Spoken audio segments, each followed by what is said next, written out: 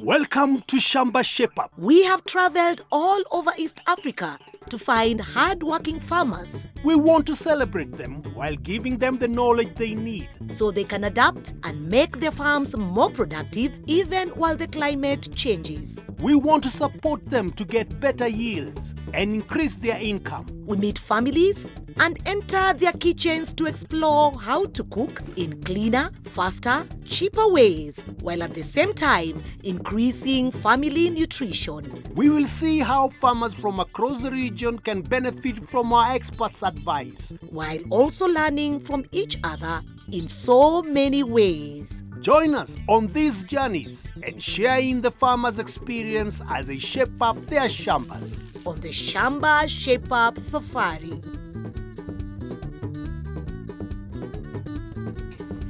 Welcome to Shamba Shape Up. Today we're in the beautiful landscape of Githiga. And as you can see, we are right in the middle of a beautiful tea plantation. Farmers with large tracts of land grow tea.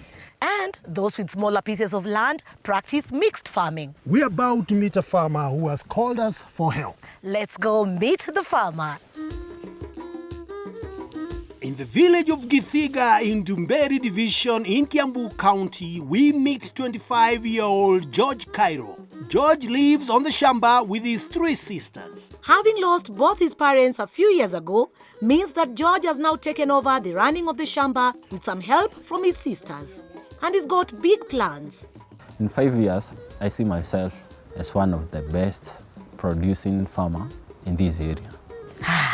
Do you think this is the place? I think this should be the farmer. Hannah. Welcome. Thank you so much. Yeah. Yes. Are you the farmer we're coming to meet? I do farming. Also, we have George as my brother. I support him. Most of the time, I'm not in the homestead, but he's here, so I support him.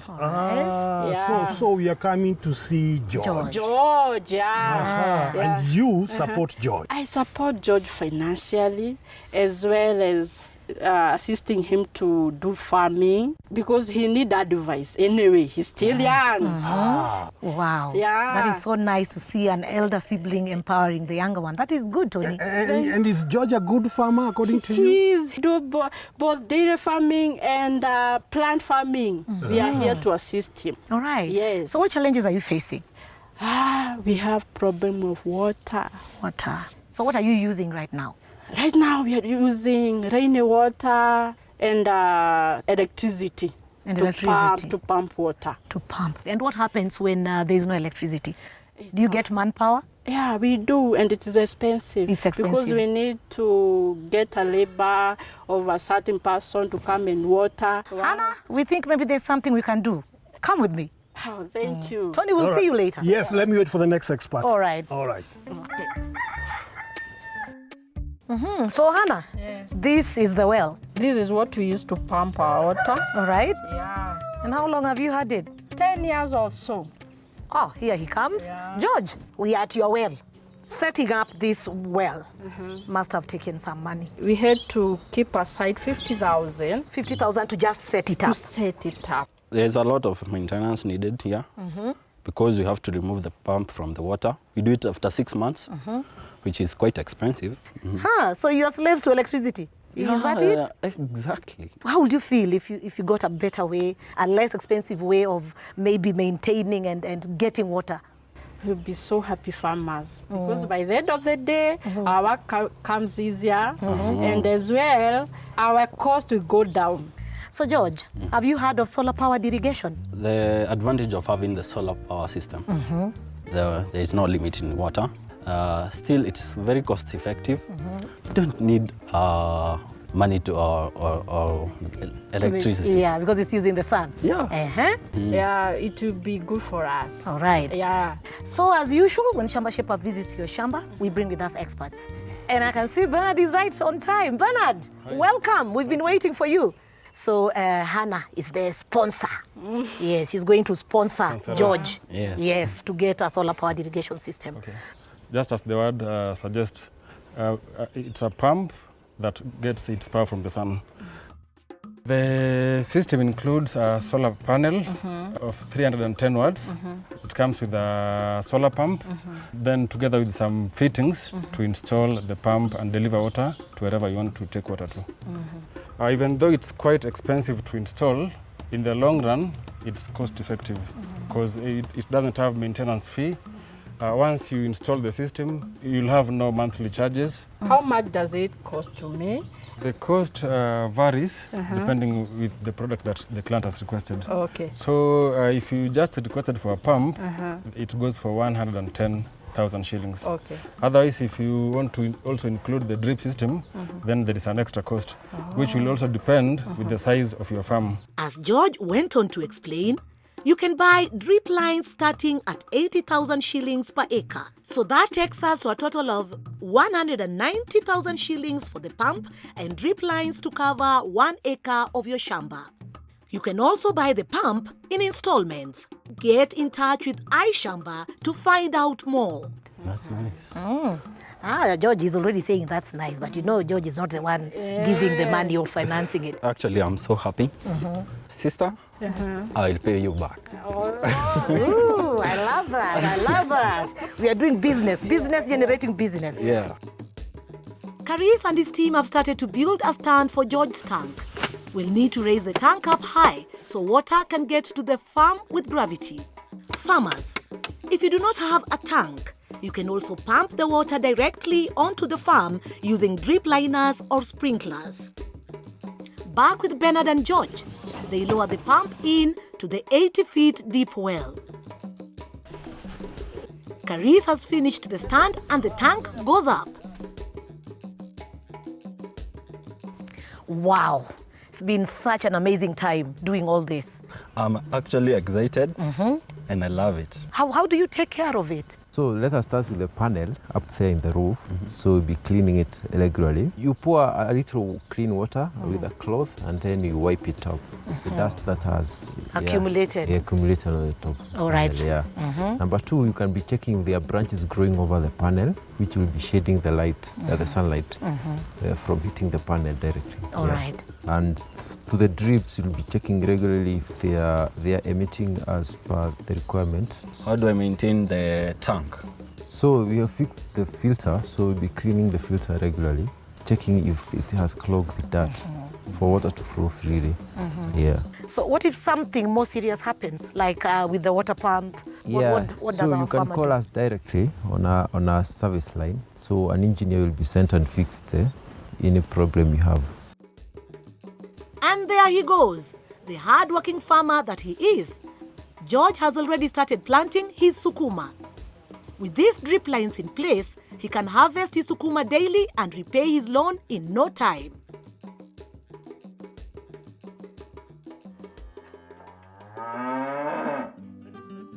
George has 8 cows in total, and 5 of these are heifers. We have invited our expert John Kairu from CKL Africa Limited to have a look and give him some advice on how he can achieve good dairy production. My heifers are 1 year old. There is a difference of 3 months, 2 months, so they have the same age. They're the same age group. Yeah. All right. So now, Kairu, should they be on heat? Yes. Actually, when we say a heifer is at 14 months or 1 year, 2 months, it's supposed to have come actually on the second heat. What? Yes. And at 14 months, 15 months, it's supposed to be served. Why do we serve it at 15 months? Because a dairy farm has a target of bringing this heifer into production at 24, 25 months. Oh. But with this thread, you might not achieve that. Unfortunately, but I have to learn. The future is bright when I have heifers, especially heifers in my farm. Indeed. But now, to make them more productive, Kairu, what should he do? We need to check on the few areas of improvement I've seen. We need to work on the shed. As you can see, there are some potholes. We need to work on those potholes and also work on the gradient because of drainage. We work on the feeding trough. These are heifers, and the feeding troughs are for big cows. So these heifers are straining to feed. So we need to uplift them kidogo and realign even up to the roof. Yes. That is for the feeding trough. Then we also go to the water trough. we also realign it and place it properly. When you work on the two troughs, then you work on what you are putting inside. Like now you are feeding your heifers with wet matter. Yeah, sure. Green Napier direct from the farm. You should not do that. Indeed, you are supposed to feed with the dry matter.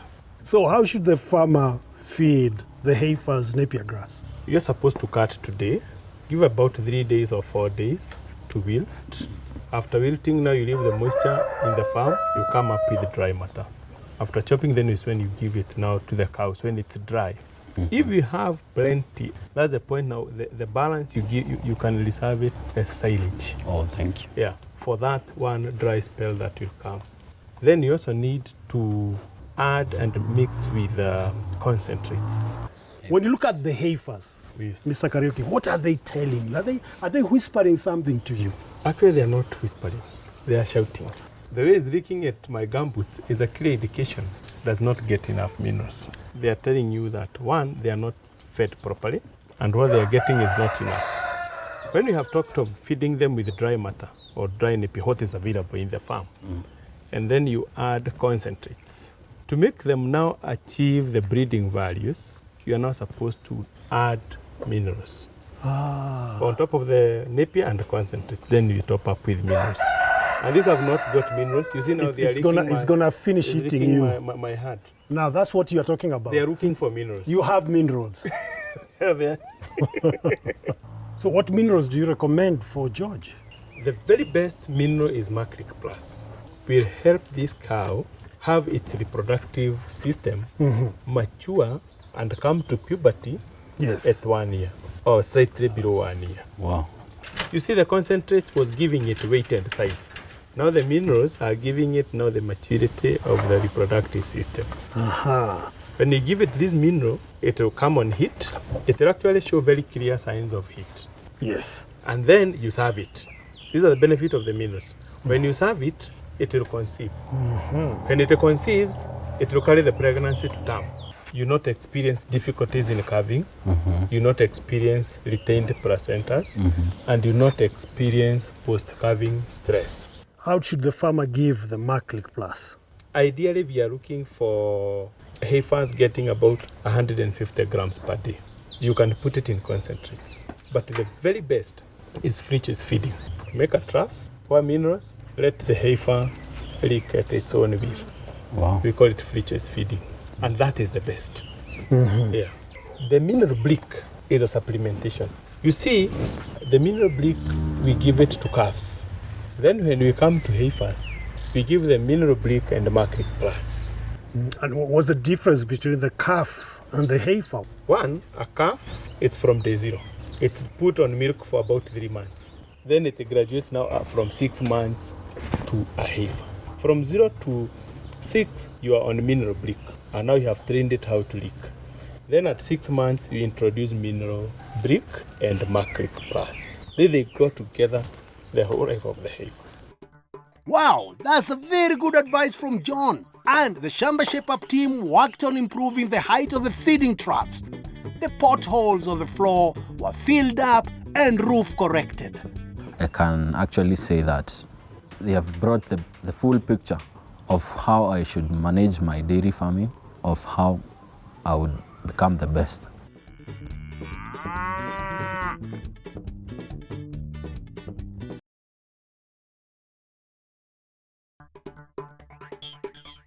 Welcome to the Shamba Shape Up Farming News for Kenya. In the coming week, we expect a little rain in the western and coastal regions, while most parts of Kenya will remain dry. Northern, northeastern, eastern, and the central eastern parts of Kenya will have no or little rain of less than 5 millimeters. This includes Turkana, Marsabit, Isiolo, Mandera, Wajir, Garissa, and parts of Tana River. Parts of eastern Kenya, including Kitui, Machakos, Makueni, and Kajiado, will also have no or less than 5 millimeters of rain. The coastal region is expected to have a little rain of between 15 and 50 millimeters. This includes Lamu, Kilifi, Mombasa, and Kwale. The eastern part of the Mount Kenya region, including Tharaka Nithi and Meru, will have between 0 and 5 millimeters of rain. The same goes for Nairobi, Kiambu, and Kajiado. most of central Kenya west of Mount Kenya, including Embu, Kirinyaga, Laikipia, Nyeri, and Nyandarua, expect a little rain of between 5 to 15 millimeters. Central Rift and South Rift Valley, Trans Nzoia, Uasin Gishu, Nandi, Nakuru, Kericho, Bomet, and Narok expect rains of less than 15 to 50 millimeters.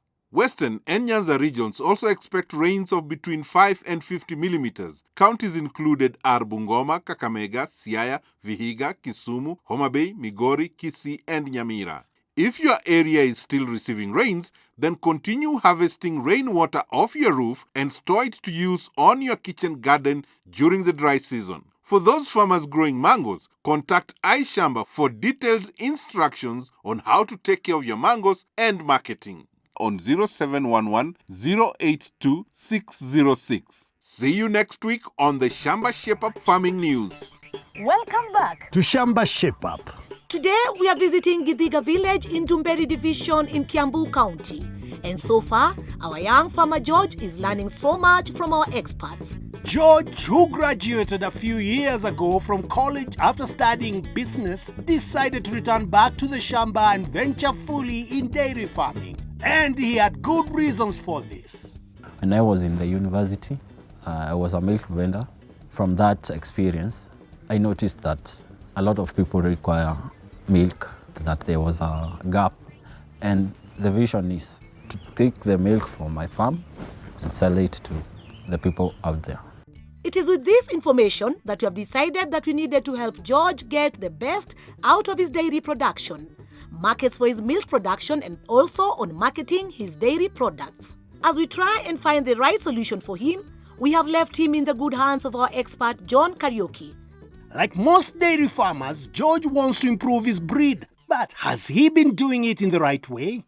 Okay, the main objective of having this farm, especially the dairy farm, I would love to have high production, the best income, and I've seen other farmers do a lot with the dairy farm production. Yep. How did you get this cow inseminated last time? I have a record book here. I can refer to it. I usually call the vet to give me a certain insemination at a certain price. With a semen or how much? Maybe 2,000. But you normally give it 1,015. Actually, I do it referring to the price. Okay. And for how long have you been doing this? 5 years ago. 5 years. I have been doing it. The way you are selecting and breeding your cows is not the right way. Oh, how can I do it? Now what you're supposed to do, you look at this particular cow or you had a trudge, then you see the traits you want. Also, you need to breed for milk. Oh, yeah. Because the milk is what is keeping you in business. Yeah, sure. Then you look at this particular cow and see the other traits you want to improve. Apart now from milk. Milk is paramount. Like now you have challenges with the udder and you have the challenges with the feet and legs. So you look for a very good bull with good production, with good udder, and with good feet and legs for this particular bull. Okay. And that is why then again you come to us and get a bull catalog from CRV. Then you select the semen from the catalog. Okay. After now you select the semen, this is when you come now and realize the price of the bull. Not starting with the price, then the bull. Know what you want to breed. Nice. Yeah. Now, and it comes to selecting the bull, which is the best suit for this animal? Your cows are Frisians. Yep. You know, we have a lot of different breeds of cows. We have Frisians, we have Ashers, we have Jersey, we have Zebu. And the best cows for milk is Frisian. So you select a good Frisian and you select through the catalog. Like for instance, here we have a bull called Bicha that is very good for milk, very good for feet and legs, very good for udder. So this fits breeding this cow. Wow. So you'll get a calf with better production than the mother, with better feet and legs than the mother, with better udder than the mother. Will I get the outcome of a pedigree or what? At what point will I? Breeding now has about 5 generations. The 4th generation is pure breed. The 5th generation is a pedigree. If you breed properly with proper records, by the 5th generation, you get a good pedigree. And of course, you must breed with CRV. Okay. Yeah. What is CRV? CRV, these are bulls, Dutch bulls we get from Netherlands. And they are so different from other bulls. They are very good Frisians that must give you milk, very good fertility, very good longevity, very good parts to farm profit. And we can assist you actually in breeding this one and the rest that are not served. Where can I get the catalog? The catalog one, you can get from our distributors, or you can get it simpler or online from our website. Oh, yeah. Nice. Our expert went on to explain that there are 2 types of semen, the conventional semen and the sexed semen. Conventional semen, if you inseminate your cow, there is a likelihood you can either get a heifer or a bull, or you can get all bulls, or actually you can get all heifers.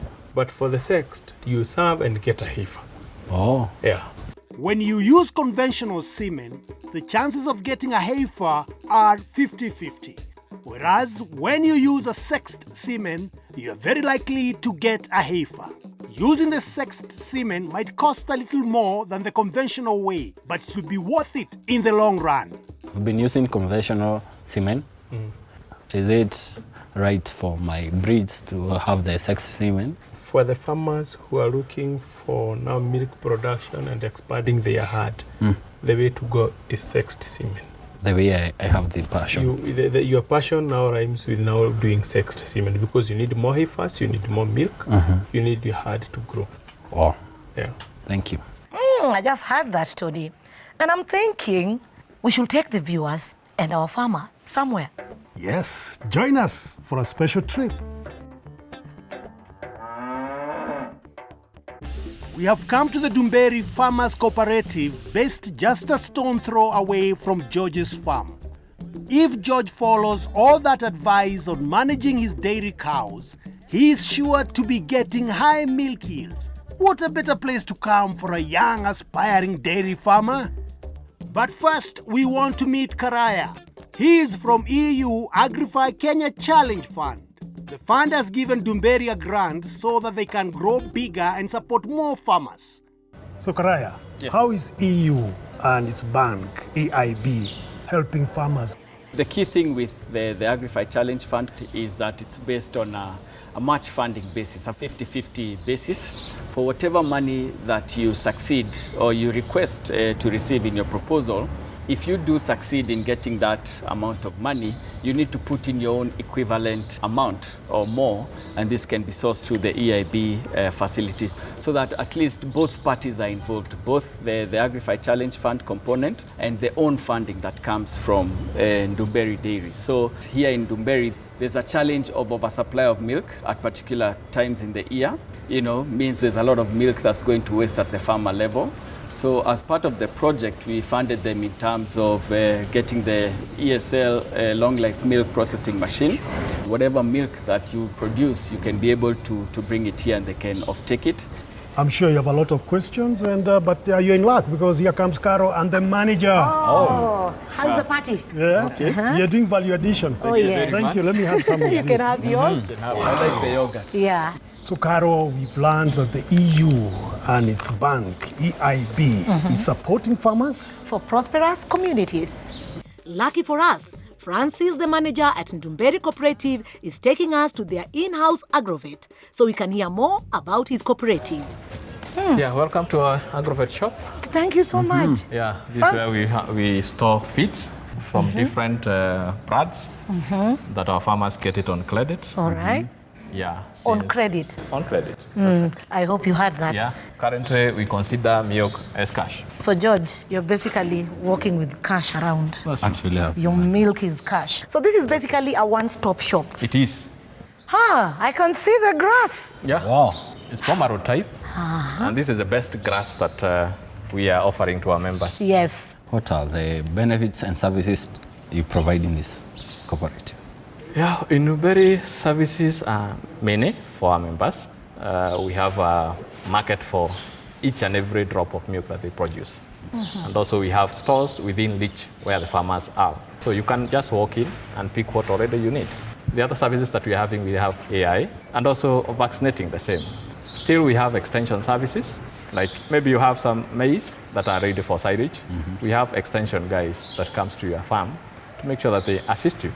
You said that you can basically walk in and get anything you want on credit. Sure, you can walk in, get everything on credit. When you have your milk, you deliver it to Ndumberi and sell on daily basis. So we are getting cash for that milk every day. So our farmer, when he walks in, he can get everything using that milk that he's delivered in the morning. Take us through a step-to-step detail of what happens in the factory. Okay. Yes. The first thing that you see is trucks delivering milk, which is coming from members from various routes. And that milk is tested. The antibiotics and aflatoxin is a common test that we don't receive that milk from the farmer. In our factory, we have 3 sections: a fresh milk section, we have yogurt section, and long life section, which is our heart in terms of success in dairy industry. Aha! And here is Ndumberi's very own extended shelf life facility, saving the best for last. Ndumberi are now able to heat and kill bacteria in milk and then put in packaging that does not allow bacteria to get in. The quality remains the same. This means that their long life milk will keep for up to 3 months at room temperature. No fridge needed. Milk packaged this way can be taken to faraway locations without spoiling. As Francis explained, thanks to this facility, Ndumberi is able to buy milk from farmers all year round and keep it safe to drink as long-life milk. During the drought season, the prices were fluctuating as low as 20. So currently we can be able to have a consistent pricing. Wow! And here's the final product. Just amazing! What a great way to support farmers for prosperous communities. I would love Shamba Shape Up to come again in my farm. They were the best. I really felt encouraged. I would encourage young people to venture in farming. It's very profitable. One of the ways to curb unemployment in our country. And I believe we have the best professionals who can advise us to become the best compared to the rest of the East African countries and other countries.